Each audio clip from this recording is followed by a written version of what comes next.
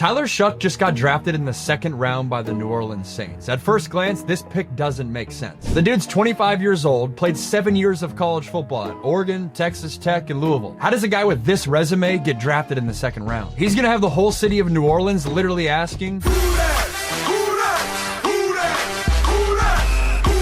But here's the wildest part. I cover the ACC. I was traveling around ACC country every weekend this past fall. I watched Louisville, but nobody was talking about this guy. Not coaches, not fans, not media. So how does an old quarterback with no buzz, no memorable moments, and a history of injuries sneak into the second round? I went back to the film to answer one simple question. How the heck did Tyler Shough become a second round draft pick? And what I found was shocking. Sorry, I had to do one pun. What I found in the film shocked me, and we're gonna break this down into two parts. What the tape shows, and when his actual draft stock started rising. All of that so we can answer our question. How the heck did Tyler Shough become a second round draft pick? Let's start at the beginning. Oregon 2020. Shough had been backing up Justin Herbert, and this was his first start since Herbert left. He's a third-year guy here. He's not a freshman, and at times he looked overwhelmed. This was the first time early in his career that he played under a microscope, and you could argue it's the only time he's played under a microscope. And it wasn't awful. Oregon ended up having a good year, but it certainly wasn't great. This is 10 plays into Tyler Shough's first college start. He's going to fake the zone read, and this is terrible quarterback play. And to me, this screams a quarterback who's incredibly nervous, unsettled, overthinking, all things that are normal in your first start, but this right here is not a second-round draft pick quarterback. He could have ran in for a touchdown. Instead, he throws it at his receiver's feet. Then we got another poor play just 4 plays later. This one's going to be an interception. He's got a concept to his right.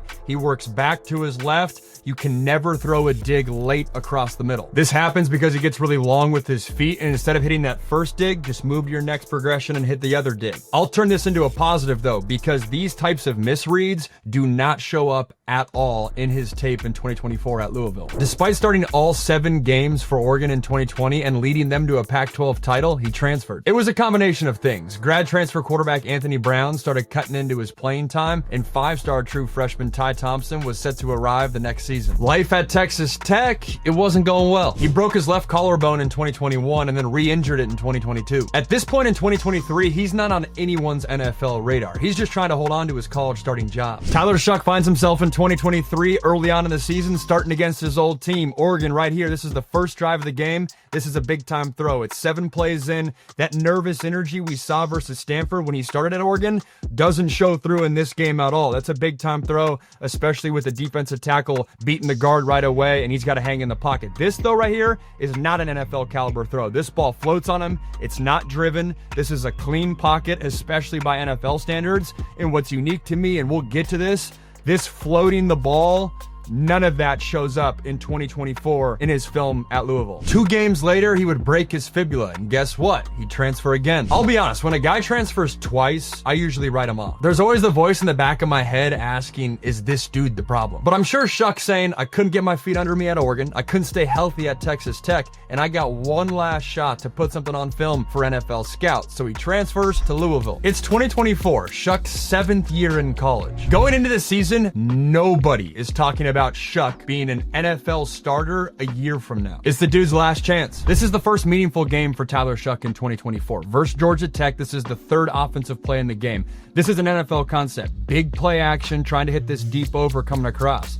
Tyler Shough gets pressure. This looks like the offensive line's fault. It's not. Tyler Shough's got to step up, trust his eyes, get this ball out a beat sooner, and this ball's completed. You might be thinking, Max, what is this, the hate on Tyler Shough show? I thought we were figuring out why he's a second-round draft pick. Well, the very next play is the reason why. The sign of great quarterbacks is how do they respond after they're the one that makes a mistake, and how does their offensive coordinator respond as well. The very next play, they call the same route concept and a very similar play-action concept. Tyler Shough doesn't blink at all. There's a dude in his face hitting this deep over. He gets hit underneath his chin, and this is an absolute dime. This is the type of throw that when Kellen Moore turns on the film, he says, sign me up. This is my signal caller. That's an absolute dime. But even then, he's still not a second-round NFL quarterback, let alone a potential week 1 starter. So remember our question. How the heck did Tyler Shough become a second-round draft pick? You've just seen what I've seen on film, and I didn't think that I would find my answer. That is until I watched the Miami game. The Miami game is where everything changes.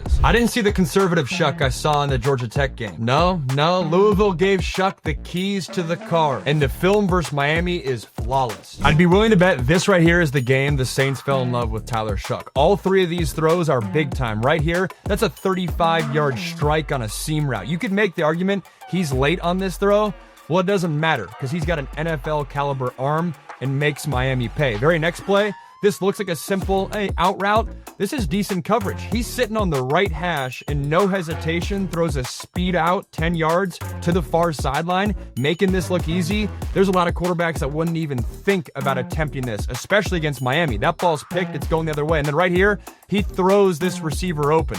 This right here, the defensive coordinator is saying, hey, sorry guys, the quarterback just beat us. Getting pressure in his face, throws his receiver open. This is excellent. But still, outside of Louisville, nobody's talking about it. And even after the Miami game, I wasn't convinced, so I kept watching. And honestly, the more I watched, the more I realized I was wrong about Shough. Versus both Clemson and Pitt, again, the film is very, very clean. Tyler Shough's always got a plan. He's always got an answer. 1, 2, 3, ball out, get the completion, and move on. Throws where other quarterbacks, you can see them processing a lot. Tyler Shough makes it look really easy. The second throw right here versus Pitt, he's on the left hash. This is a big boy throw, come back to the far right sideline. You'll see right here, his eyes start to the left. This is his third progression. He works through it in a very clean manner. This looks easy. It is extremely hard to find any sort of play that's like, dude, what are you doing there? Or just him missing a read. Can't find it. And the more I reflect on it, it feels like the reason he was hiding in the shadows is because his stats weren't crazy. Louisville wasn't a CFP team, and Shough himself isn't a loud dude. Okay, so when did he start getting talked about? By December, he had just had a great year at Louisville, but he still wasn't being taken seriously. He still felt like just another grad transfer quarterback that had a nice one-year run. Dane Brugler called him the most interesting non-first round QB in December. But Mel Kiper had him 10th in his top 10 QB list. No mainstream momentum yet. But as the dust settled, people started watching the film. They stopped seeing a guy who left Oregon and couldn't stay healthy at Texas Tech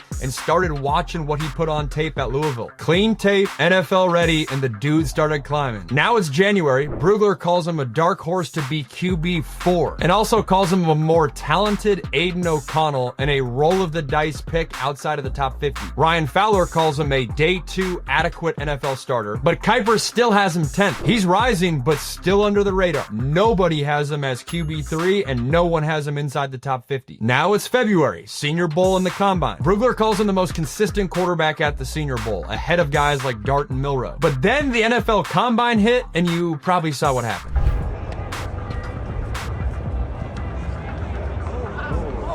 That is what most people think of with Tyler Shough. Honestly, it's what came to my mind when the Saints drafted Shough. But what went way less viral was all of these dimes. That's what the Saints saw, and I'm sure that's what they saw all offseason when evaluating the film and during workouts. The dude can sling it, and I'm sure he crushed his in-person meetings too. Okay, so how the heck did Tyler Shough become a second-round pick? To recap, he played 7 years of college football, transferred twice, battled 3 major injuries, and wasn't ranked inside the top 8 quarterbacks by some analysts heading into the offseason. But the truth is, this only makes sense when you watch the film, because when you do, you stop seeing a guy with baggage. You start seeing a guy with big-time arm talent and a dude that always has a plan. That's what the Saints saw, and that's how Tyler Shough, the most overlooked quarterback in the draft, became a second-round pick. I want to leave you with 2 final points. My biggest concern with Tyler Shough is not the injuries. It's the fact that he hasn't played under a microscope like the other draft quarterbacks. The pressure and scrutiny of being an NFL starter is going to be at a whole different level. And 2, I don't think there's been a rookie quarterback in recent memory that will be under more pressure to perform in year 1 than Tyler Shough. Because if he doesn't perform in year 1 or doesn't get an opportunity